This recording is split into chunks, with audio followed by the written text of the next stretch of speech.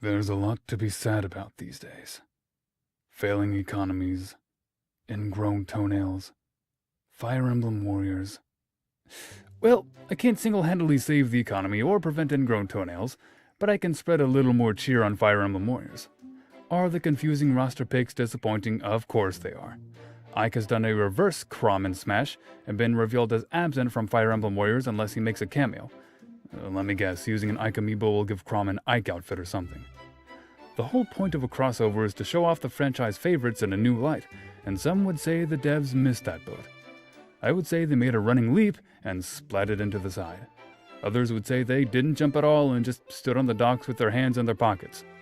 Regardless of your preferred metaphor, the devs missed the biggest point, but I'm at least happy to say they appear to have nailed a lot of the smaller ones. To reference JonTron, it would be like if we were shown a trailer for Super Mario 64 and we wound up with Mario City Simulator. No matter how good that city simulator is, there's no erasing the sting of missing the awesome 3D platformer we were expecting. That said, it's time to pull up our big boy britches and our big girl panties and take a look at the game that remains. Suffice it to say, this looks like an amazing Warriors game, if a poor Fire Emblem Warriors. If you want to know my full opinions on what's harming the game, I'll link ya. But that's not what we're here to talk about today. Let's be positive about this thing for once. What's the game doing right so far? The story looks leagues better than the average Warriors game.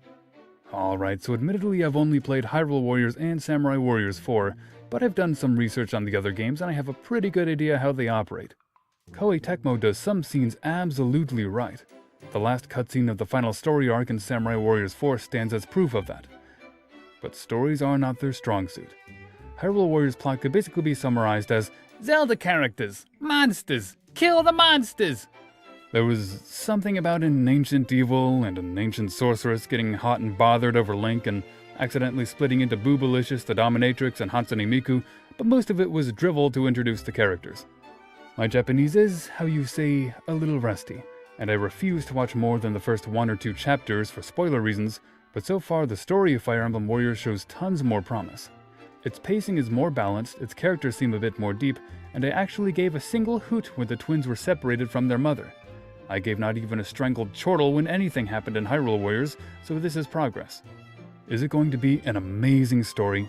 The plot of Path of Radiance with the writing of Shadows of Valentia? Probably not. I mean, let's be honest, nothing's that good, and if the upcoming Fire Emblem for Switch is anything like that, I will scream like Faye seeing Alm naked. But it's at least comforting to know the Fire Emblem influences are working away at the story too. I genuinely want to know how the twins are going to unite the cast of Fire Emblem and defeat this evil dragon dude. I'm actually curious. I'm surprised that I'm curious. It's a good thing. They did right by bringing in support conversations. This wouldn't be the first time a Warriors game has had optional conversations between characters to reveal personality and backstory. However, if it's anything like the Fire Emblem games, I think we're in for a treat. Hopefully it's not just Fates only supports Fates, Awakening only supports Awakening, or anything like that. I want to see Frederick exchange tips with Takumi about how to best go about being uptight, or watch Celica say, "Yo, I killed Grima millennia before you did," to Chrom with exactly that voice and intonation. That's the thing about the, for lack of a better term, Fire Emblemness of this game. Or Fire Emblemity, if that sounds better. Let's coin the term emblemity and make it a thing starting now. This game's emblemity is strong in all areas but the roster.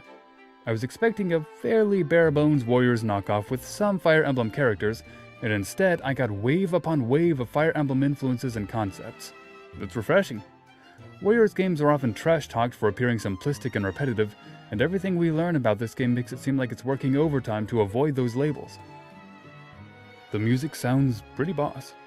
Again, I'm trying not to spoil too much for myself, but I have heard snippets of the soundtrack here and there, and I'm liking what I'm hearing.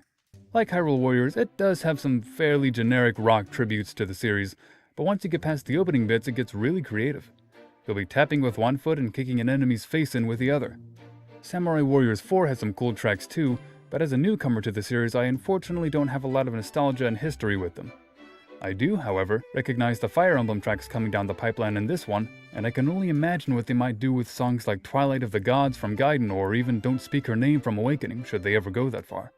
There are tons of amazing ideas for them to play around with, and what I've tasted gives me a lot of hope. History Mode is a brilliant idea for Fire Emblem veterans and newcomers alike. Granted, this would have been far better served with maps based on older games, but assuming we're getting more DLC than the 3 packs announced, I'm sure they're coming. Or they'll surprise us with yet more DLC for Fate's Shadow Dragon and Awakening, but let me be a little optimistic, alright? History mode, in case you're out of the loop, is a sort of secondary story mode that apparently goes back through the events of each game represented and lets you relive classic Fire Emblem moments with Warriors gameplay. This would be nothing more than a passing interest, the fading scent of roses on the wind, if the maps weren't accompanied by fully voice-acted text and what appears to be a halfway decent recreation of the original stories. I don't know for certain yet how deep these stories go. Obviously, we're not getting absolutely everything, but if it can at least somewhat bring out the grief we felt during the Elysian Army's retreat early in Awakening, or the tense storming of Midias' castle in Shadow Dragon, it'll be worth it. Heck, minuscule story aside, it still felt epic as all get out throwing down with Ganon and Hyrule Warriors, so if Koei Tecmo manages to attach an actual plot with context to history mode, that should get pumped out the wazoo. Skills and how you unlock them. Alright, for the record, let me state that I loved Hyrule Warriors. There's a whole story behind why I was looking forward to Fire Emblem Warriors so much, and it revolves around the crossover that came before. It is a wonderful game and a great homage to the Zelda series.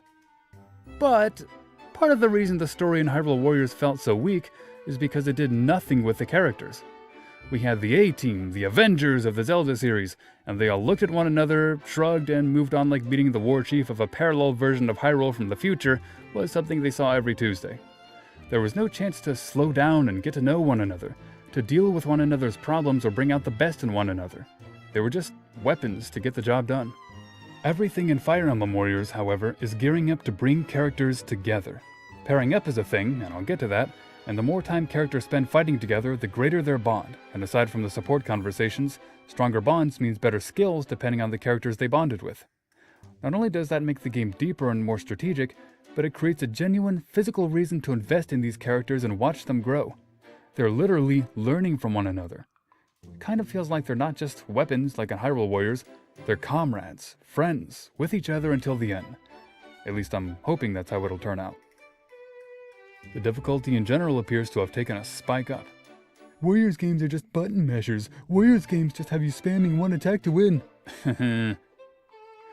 I could, and perhaps should, make a separate video on how surprisingly deep a Warriors game can be, but there's no denying a lot of people think Warriors games are easy, simple, and repetitive. That's why I'm extremely happy to see Fire Emblem Warriors appears to be intentionally kicking that notion to the curb. I have no idea what difficulty the game demos were played at, but assuming they were all on normal, you have to appreciate characters losing about a fifth of their health from every casual backhand they accidentally walk into, and if you've played a Warriors game, you know those can happen about every 4 seconds. Higher difficulties and more advanced challenge modes in previous Warriors games often do the same thing, but we don't always see that dramatic level of damage from normal. Add to that the optional permadeath mode, and we have what could be the most challenging Warriors game in years. I mean, I'm assuming, I've only played 2 others, remember. To survive Fire Emblem Warriors, it looks like your strategy will really have to be in top form. Speaking of which, there's an increased focus on strategy. The real challenge from Warriors games comes from the higher difficulties and additional modes and not the campaign itself. Once you find yourself in a pickle, surrounded by hundreds of angry pikemen while your allies scream for help, you need to rely on wits and strategy to survive, not mindless button mashing. At its core, the Warriors series is about strategy and observation, not just hacking and slashing. The latter is nice, but believe it or not, it's not what makes the series go round. Fire Emblem Warriors, by all accounts, exemplifies this to a T. You've got the option to pair up, which grants you boons based on the character you pair with and sometimes blocks damage when hit.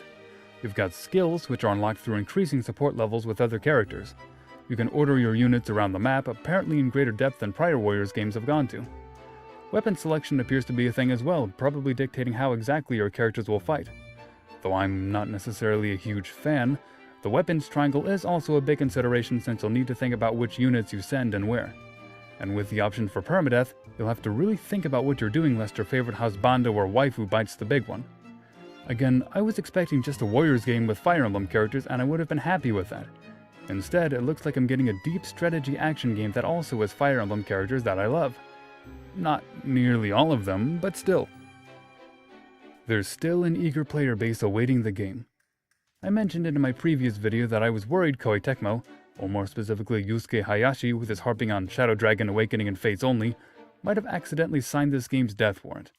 Lots of hopeful fans were disappointed with the roster, which, in case you've forgotten, is the game's single biggest promotional hook, and turned away. That makes me worried for the game's future. And yet, there's still a sizable group of people willing to stick around and enjoy what remains, spotty roster or no. I'm one of those people, and I hope I'm joined by even more. This game's emblemity is strong everywhere but one key point, and that is a harsh blow, but that doesn't mean the game doesn't deserve to be played. I can't just ignore the deepened strategy they've put into the game, nor can I neglect the intriguing story or the character relations, or how they seem to have made the game more challenging just like classic Fire Emblem. I'm not going to vote with my wallet and ignore the game for its roster choices because they've done too many other things right. Yeah, the roster disappoints me. Considering how long I was looking forward to smashing through enemies as Ike, seeing this baffling logic confirmed with his absence crushes me. But I'm not done yet. They did one big thing wrong, but also a whole lot of good, and I'm more than willing to give the game a shot because of that. This is me bringing Yusuke Hayashi in for a hug, then whispering in his ear, "Pull something like that again, and my knee is going into your crotch." That came off more awkward than I was intending, but my point stands. There's plenty to like about Fire Emblem Warriors, and I'm going to play it for those points rather than the character selection. So what are you most excited about for Fire Emblem Warriors? Is the controversial roster too much to get over for you, or is there a glimmer of light you can see in this game? Tell me in the comments, then subscribe so we can fanboy and fangirl over Fire Emblem together. I also do writing and voice acting, so subscribe for those too, but right now we're talking Fire Emblem. Hit that subscribe button like it would bring Ike, Hector, and Ephraim all together, descending in a column of light from the heavens to show these upstarts how it's done. I want to talk about why Ike's such a beloved character soon, so if you've ever been curious about that or you want to know how to vocalize why so many people like him, stick around. Thanks for watching.